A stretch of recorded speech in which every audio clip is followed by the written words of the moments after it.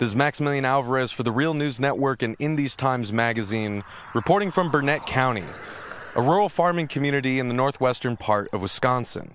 As part of our special collaboration with In These Times to investigate the changing political terrain in the state of Wisconsin, especially in rural parts of the state, we came to Burnett County and neighboring Polk County to cover a crucial, underreported struggle here, where local communities are fighting to protect their land, air, water, and ways of life against threats posed by big agriculture and the factory farming industry. For the past 2 years, residents in Burnett County and Polk County have been embroiled in a battle over the proposed development of a concentrated animal feeding operation, or CAFO, which would house at least 26,000 hogs. The proposed CAFO is a joint venture between Cumberland LLC and Smithfield Foods, and a facility of that size would produce millions upon millions of gallons of liquid manure a year, to say nothing of the air pollution and the amount of local resources that an operation of that magnitude would require. Residents fear the damage that it would do to air, land, and waterways, as well as property values and the local economy. I got to sit down with Kristy Allen, a beekeeper and president of the local chapter of the Wisconsin Farmers Union, to talk about what this CAFO would mean for her and how she and others in the community are banding together to protect themselves against it. So my name is Kristy Lynn Allen. I live in Grantsburg, Wisconsin on Trade River Ranch Farm. I'm a professional beekeeper that runs a business called the Beez Kneez. I'm originally from Minnesota. My partner and I moved here in 2017. Before that, I had started a business in Minneapolis in 2010 called the Beez Kneez, and my goal since starting the business was to move out to the country and farm. And so ever since then, I've been working towards that goal, to find a piece of land that I could call my own, and to do the work of beekeeping and spreading the good word about bees and making honey. I worked, my first job on a farm out here was in Osceola, which is in Polk County, not too terribly far, and connected by the St. Croix. So we are in the St. Croix River Valley, which is a really special place. And one of the main reasons we bought this farm was for the trade river that runs through our property and into the St. Croix. Kyle and I were recently married, and we were looking for a house to buy, our very first house, and we looked at this property. It was a private sale, and it was all it took. We have 30 acres. It's down in kind of a little valley surrounded by wetlands and the Trade River. And so when we moved out here, we had no idea that the hog factory was even on the table. It was, I think, the following spring or the spring after that, where we found out a man named Jeff Sauer had come to our neighboring town meeting and proposed this idea. And our neighbor, which we didn't know at the time, Jim Moline, who owns some of the land near us, but also farms a lot of it around us, accepted a purchase agreement with the company. And so that's when it really started. The way we grow food is really having an incredible impact on honeybees. And so I come from a lens of wanting to protect a very crucial species that makes honey, which is an incredible thing, but also pollinates a lot of our food. And so I am focused on sustainable farming as the future of farming for many reasons. Climate change is upon us. We're entering a drought here in the Midwest and a lot of places around the country. And the CAFO issue was always something that was, of course, in the periphery of my world. I was more focused on large-scale industrial-style farming in the way that it impacted bees. But this is just the next level of that kind of farming with livestock. So it's really alarming, the sheer number of hogs that this particular factory is trying to produce. And it's just the beginning in an area that really would be negatively impacted. Every area would be negatively impacted by it, but being at ground zero of where the manure and the carcasses would be spread, it's become very real for us. And as first-time homeowners, land owners, we have an incredible amount to lose. Everybody does. But again, our personal story is we just invested 4 years into making this space, bringing it back to life. When we moved here, there was 9-foot-tall burdock. You couldn't walk anywhere around. And I mean, you weren't kidding, right? When you said that you and your partner came out here, you saw the property and you were sold, right? I mean, you've been kind enough to show us around the property. It's gorgeous. You have a river running through the property that looks like something straight out of, Thoreau, right? Like it looks like Walden Pond or something even more idyllic, right? You got chickens and running around here. You got your bee keeping operation here. I wanted to ask if you could tell me a little bit more about the farm itself, what y'all do here. Tell us about the honey operation, and I guess just give folks watching this like a little more sense of the place where we're sitting. Yeah, so the property is a mix of, there's about, I'd say, 5 to 6 acres of pasture, and then the rest of it is woods, the river, and a little bit of prairie. So we have a mix of kind of a lot of different landscapes, and you can actually feel the temperature change when you come down the hill. And so there's like our own little ecosystem as well.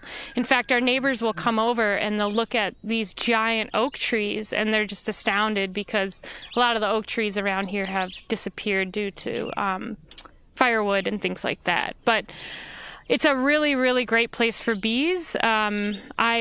I've been keeping bees over the winter here for the last 4 years, and almost every year they all survive, which is pretty amazing since, the average loss is 50 to 60 or 40 to 50% in the winter time.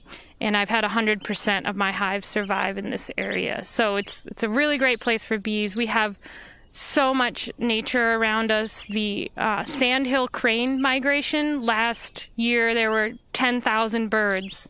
And I'm not joking, it was so loud it was like a concert flying overhead.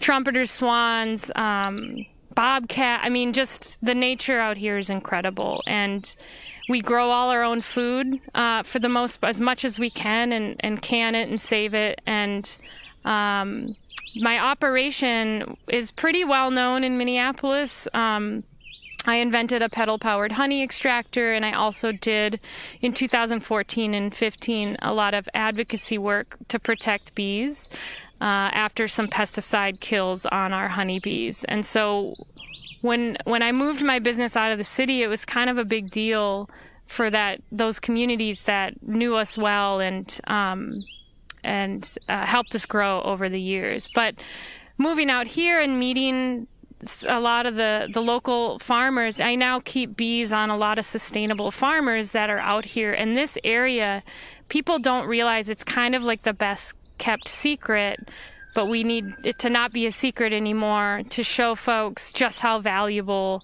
the natural capital is, but also the amount of money that the local sustainable farmers are contributing, not to mention the food that they produce. So I have the privilege of working with these farmers in my network, putting the bees there, and then I get to see the things that they're doing, and that's the future of farming, in my opinion.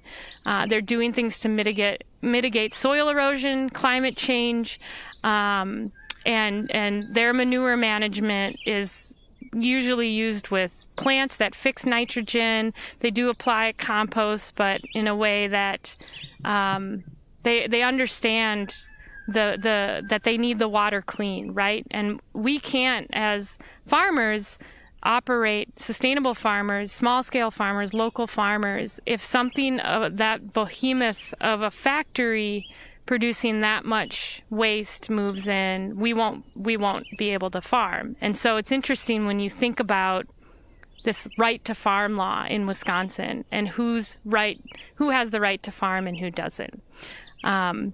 But this particular place, every time people come here, and we just held an event, I'm the president of the Wisconsin Farmers Union chapter, and everyone who comes here is like, this is a really special place. Like, you can just feel how different it is and how beautiful we are is surrounded by it, yeah.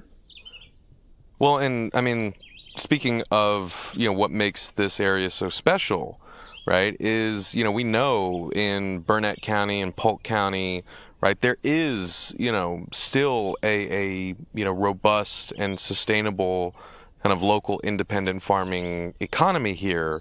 I mean, we were just interviewing, a neighboring farm, Lisa Dorr and her husband. They sell hay to kind of local small-scale protein producers, right? People who are farming pigs and so on and so forth. And your partner was producing sausages. You're making honey products, and that's always kind of like what we're told, especially in the cities, that we are supposed to fight for and preserve, right? Is that sort of independent family farm economy. It's something that I think most people love and appreciate and want, but I think that the vast amount of people, myself included, before we really started investigating this story, probably don't know how destructive and destabilizing these CAFO operations are to what remains of those local farming economies. So I guess, could you tell us a little bit more about that economy here in Burnett County, how y'all are kind of plugged into it, and what the CAFO would mean for that economy? Yeah, so I'm still learning the intricacies of it, but I can tell you that the local farms that I work with are really focused on trying to get more clients and customers out here. And I will tell you, my 4 years out here, I have met so many people who have recently moved out here as well. And I think they're moving out here for a lot of the same reasons that I am, in that it has that beauty and natural capital, but also the access to these sustainable farmers. And they serve the Twin Cities market, but we are actively working with our local community to get a lot more of that economy out here. As far as how a company or a factory like that would impact us as farmers, if our water is so high in nitrates that we can't drink it, think about what our animals would be drinking, or what we would have to do in raising a small herd of goats, or raising, even I work with grass-fed pig and beef producers, and they, the disease transfer for that amount of pigs, not to mention the infrastructure needed to process that many pigs. When COVID hit, a lot of these smaller producers had a really hard time getting their animals butchered and processed for market because there was such a bottleneck. And these bigger farms, in a situation like that, would not help the situation at all, unless they build their own their own processing plants, which we know are dangerous, hard on workers, mostly immigrant labor that's underpaid. And during the COVID crisis, many people got sick and people died because they're working in these small, close quarters. And there might be, so the argument out here from other farmers, like my neighbor, Jim Moline, would be that the corn prices are going to go up and that they're going to benefit from that. And while they might see a small bump at first, over time, how long is that going to last next to the international commodity market of corn and soybeans? And not to mention that people aren't going to want to move out here and live out here if their property values are going to drop 80%, 50, 60, depending on how close you are to these facilities. And so a farmer like myself, who, I'm 40 this year, and in 20 years, will I be able to retire in the way that most Americans do? They have value in their land or in their properties. and then if we don't have clean water, or you can't step outside because it smells so horrible from the spreading of that manure. So it has a lot of impacts. And I think that we really want to strengthen that local economy, and the people who are making the decisions or are neglecting to make decisions to protect us, are being sold a narrative that the future of farming are these factories. And my question about that narrative is, so are we all to live in cities and then the rural areas are just these giant Walmart supercenter sized factories of animals? I just don't think many people want that future or realize that that's where this is headed. Right. And I mean, you can see it, sadly, kind of all over the landscape here, right? Even with us kind of driving up through Wisconsin, up here to the northwestern corner, it's like you see how much the kind of economic opportunities in rural areas have been hollowed out through these types of processes. And what do you have to replace them, right? What pathways do working people in these areas have for building a comfortable, dignified life, let alone like have the prospect of retirement? More and more, the only opportunities that are available are not really working for yourself on an independent farm, but being an employee of a big ag company or a factory farm or a hog factory or some other type of dairy CAFO, turkey CAFO, what have you.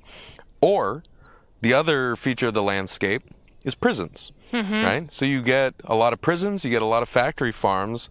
Those are like the kind of like economic opportunity drivers that are kind of cropping up in rural areas around the country. Yeah, and what I've learned through this fight is the way that people take advantage of these small towns, that main streets in the small towns have been stripped because of farming laws that have been pushing the smaller farmer out, right? So you used to have these kind of vibrant, smaller, you can see these cute, quaint towns around rural Wisconsin that our storefronts are empty. There's really not much going on in like the downtown area, because dairy farmers largely who used to be able to have a small herd of cows, like 40, 50, 60, and then send their kids to college and things like that. Kids aren't coming back because that future no longer exists. They might even want to be on the farm again when they're older, and it's just not an appealing thing if you can't make any money and you work really, really hard. I mean, farming is hard, but it's also could be supported in a way that would make it a viable income. And I would argue a lot of the sustainable farmers I work with, compared to large-scale commodity farmers, are in way less debt. I mean, they're not spending $500,000 on tractors and whatever it takes to do that kind of agriculture. Have you, in driving around, have you seen the tractors around here lately? They have to climb a ladder to get up in them. Right. I mean, it's expensive and puts you into a lot of debt. It does. And I mean, in a past life, I remember when I was writing for a magazine called The Baffler, I reported on the kind of right to repair movement, right? And so I did notice when we were driving up here, right, you have kind of occasionally dotted along the highway, these sort of, big, like, John Deere, tractor and combine, sales lots. And I think what, I tried to kind of get people to understand back then, not that this issue has gone away, is that, I've talked to farmers who would tell me, it's like, I use my tractor from the 70s because if that thing breaks down, I can still fix it. Right. But now if I get this new fancy John Deere tractor or, some other model that I have to, use a ladder to climb into, it's got all these like bells and whistles, all these computer chips. If something breaks there, I have to basically either learn how to hack my own equipment to fix it, or I have to get a flatbed out here, load up this tractor, take it to an approved dealership where they have someone who can actually fix the computer system, right, and then bring it back. So that costs money. Every day that the tractor's not in operation is money lost, especially during harvest season. And so, yeah, you start to see just, again, how stacked the deck is against anyone who, you know, doesn't have the resources that like a big ag company would have. Yeah. And when I see a piece of equipment like that, especially with the big arm sprayers on the side, as a beekeeper, I get really nervous. I mean, that means killing a lot of pollinators. That means I have to worry about my bees getting sick in the middle of the summer. That means that those crops require an intensive amount of manure and an intensive amount of pesticides in order to make them grow.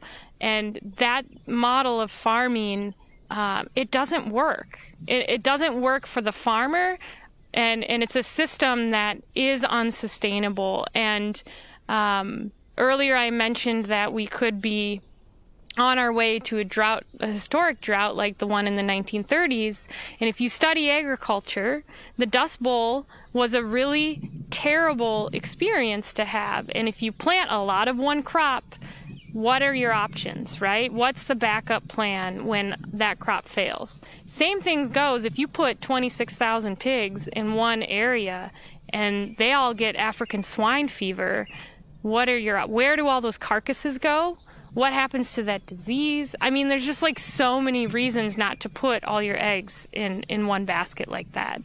And the model of farming that is thinking about clean water, because they know they need clean water in the future, and cover cropping and things like that is a forward thinking kind of farming that used to be a lot more common.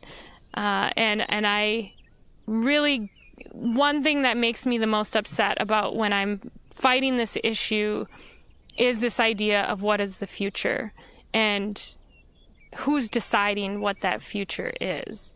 That future only includes people that live other places that are making decisions based on spreadsheets. And if you go to China, or you look at the companies that are ultimately at the very end of this food chain now, go over there and see what their rural areas look like and what their pig production I mean, the reason they're coming over here is because they have had incredible problems with disease and African swine flu, and so they're trying to go to places that they can do that quantity without having that same pandemic style thing happen to their livestock.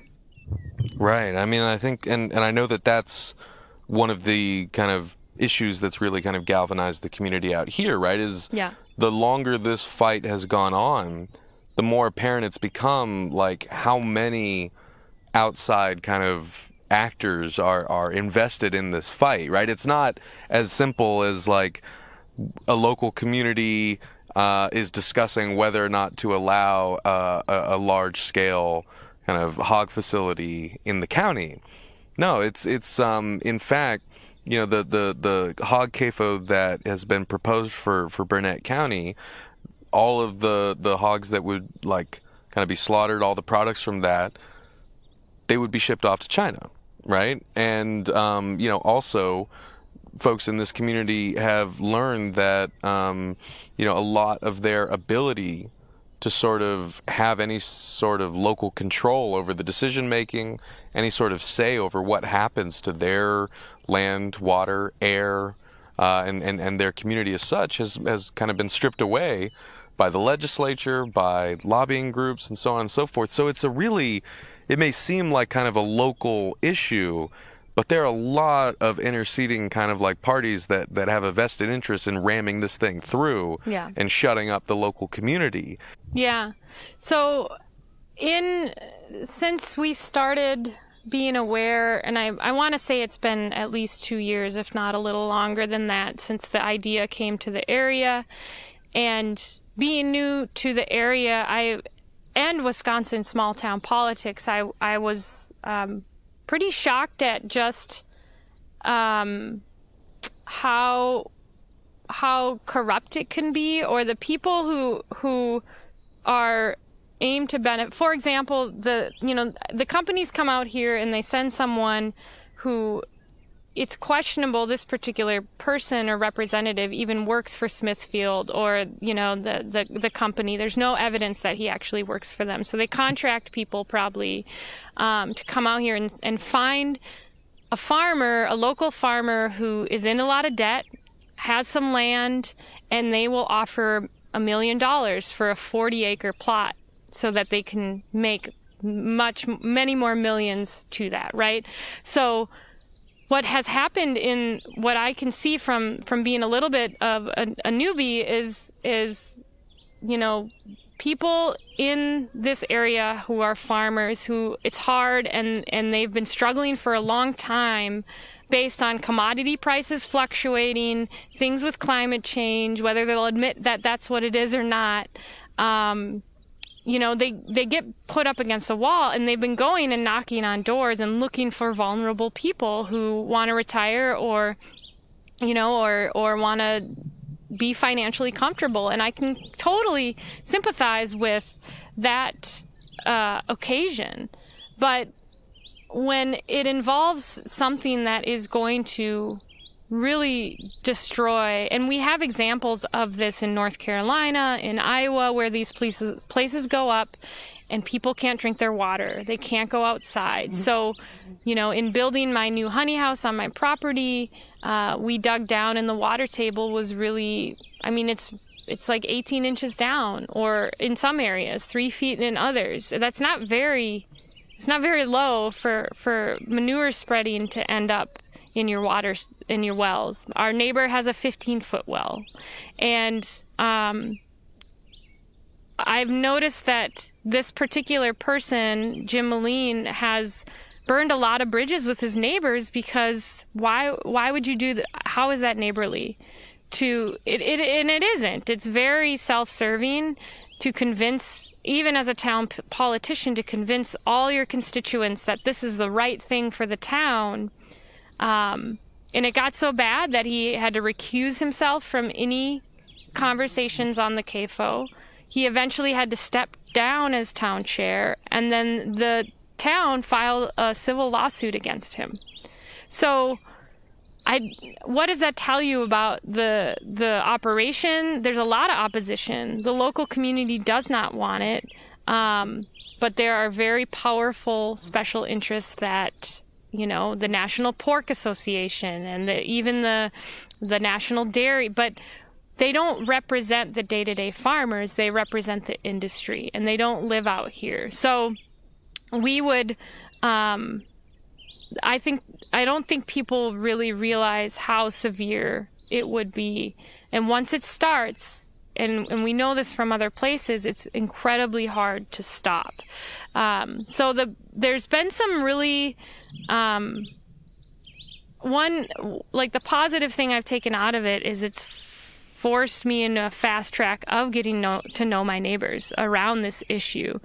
Organizing letter writing campaigns to the county, where I, worked with the neighbors to write 12 letters, which doesn't sound like a lot, but, we're pretty spread out here. So, and the county just throwing its hands up and being like, no, there's nothing we can do. They're going to come anyway. And this defeatist mentality of, we can't stop it. So the new mentality is to create ordinances that make it, that hopefully if something bad were to happen, which it will, that you can take it to court and sue. But these companies have so much money, and so even if you get to that point, the damage is already done. But I guess it's not here yet. The permit is pending. A lot of us are very activated. It's one of the reasons that I joined the Wisconsin Farmers Union, was to, be part of a farming organization that they have common sense policies that protect farmers or are working for farmers. And one of their main goals is to break up big ag in a way that will support small family farms again. And I was inspired by that, not to mention that they were, this same company went to Bayfield, which is north of us, about, 60, 70 miles, maybe more than that. And the town and the area was so resistant to it that the company, they pulled the permit out and they gave up and they moved down here and found someone like Jim Moline that they could get to strike a deal with. And I think there are, auxiliary parts to it as well that, for example, I was at a town meeting and this young couple had just moved out here, and I think probably were just learning about this for the first time, but they came to the town meeting to ask, is there anything we can do about these loud trucks that drive by our place at night? And this is just, the silage trucks, the harvesting trucks, or, whatever they're using for big corn and soy farmers.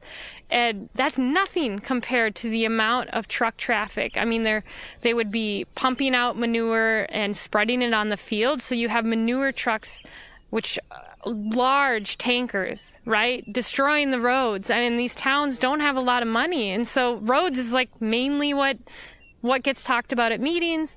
So that alone, just think about trying to deal with the destruction of roads and the traffic and the smell from those vehicles.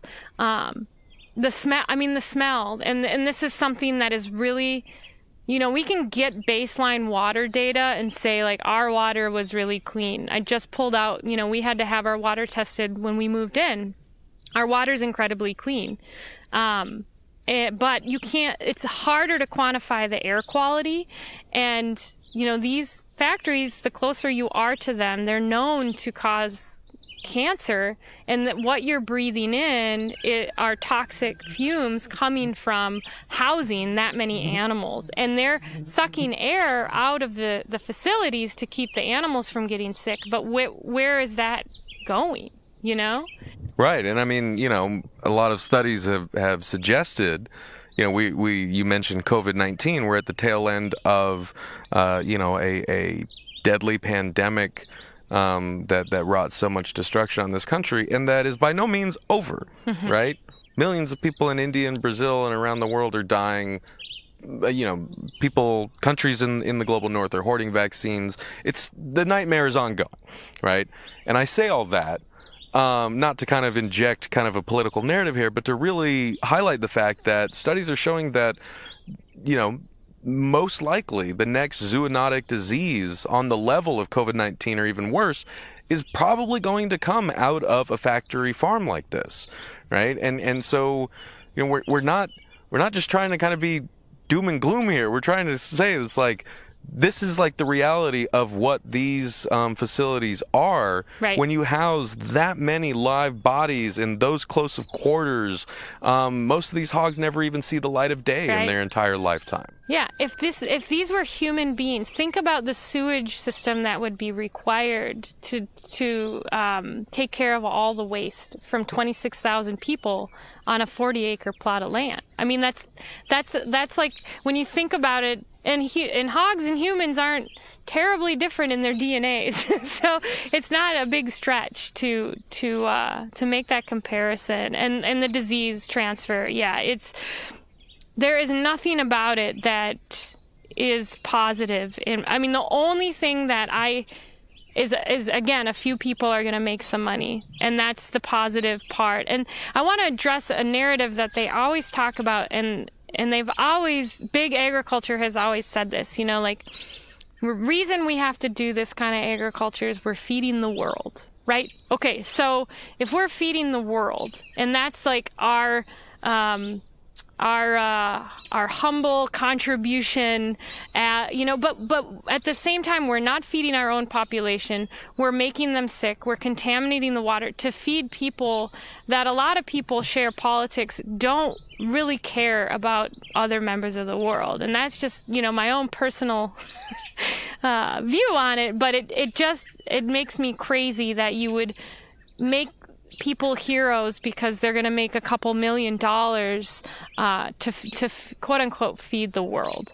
The heroes to me are the ones that are trying really hard to do things in a way that feed people, but also like we have to live with nature or it's not going to feed us anymore. I mean, it will destroy us, and it's already doing so.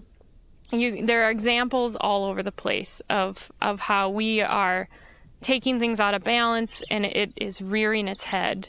And you see this with bees because they don't have borders. They fly, 8,000 miles circumference, and they're going to encounter stuff that is messing with the balance of our ecosystems. Right. And it's like, by the time it gets so severe that people are activated to do something about it, it's too late. It will have been too late. Yeah. And that's the hard part of a lot of the issues, right? I mean, we are fighting so many issues around water quality, water access. This will be, I think, in the future, the thing that wars get more intense. I mean, they already are in certain parts of the world. If you connect it to climate change, drought, and then you see places in Africa where there's sectarian violence and civil wars breaking out. And is that because they hate each other? I don't think so. It's resource-based, which turns into political power, greed, and then how do you maintain that? And when you have secretaries of agriculture that say get big and get out, and they go back to a mentality of corporate versus everybody else, that's why we end up in these situations. And this isn't, like you said, this is already happening. This is a big alarm, and I don't know how to communicate to folks strongly enough like that. We have to stop this. There is no future of farming or food in this model. It will make us all sick first. Right. Yeah, no, I mean, I honestly do think about this quite a lot. It keeps me up at night, right? Especially, again, after what we saw how we saw the world respond to COVID-19 and what I just described as like kind of this harried rush by wealthier nations to hoard as much of life-saving vaccines as they could at the expense of millions and if not billions of people, especially in the global south. It's like, well, if that's how we respond to a pandemic, how do you think we're going to respond when, fresh water becomes the thing that people are fighting over? We know what's going to happen, right? We know what lies down that path. And so it makes it all the more important to fight to make, fresh water more available, to protect it, to make it accessible to all. Just really wanted to kind of underscore that point because, again, we're not kind of injecting a political agenda here. We're just trying to describe what the reality in front of us is. And, I want viewers to kind of confront that, to sit with it, to understand it. But I also don't want to leave, us with this sense that everything's terrible, all hope is lost. I mean, where we are sitting, this is worth fighting for. Oh, absolutely. Right? The St. Croix River that we saw earlier today. Protecting that is a cause worth fighting for, right? And as you mentioned, folks here in the community have banded together across political lines, cultural lines, in really important ways, to stand up for themselves, their neighbors, and their communities. Even with all the barriers, political and economic barriers, even though y'all are going up against some of the most powerful kind of industries in the world. I wanted to ask if we could kind of round out by focusing on that collective struggle here in Burnett and Polk County. Yeah, I really have. I've seen just lots of people show up at, we've planned these rallies where we go to the government center and we're outside. And this is pre-COVID, but after COVID, people calling and writing letters. There are quite a few very active folks. There are towns trying to collaborate and see, I think that as much as the politicians are saying, well, there's no way to stop it, this is just what's going to happen. Counteracting that are people who have everything to lose, and so they're all in fighting it. Because, I mean, and that's been my, for personal reasons, but also the concept of something like this. This is the time to fight, because if you don't fight and you just let it happen, you are accepting that future.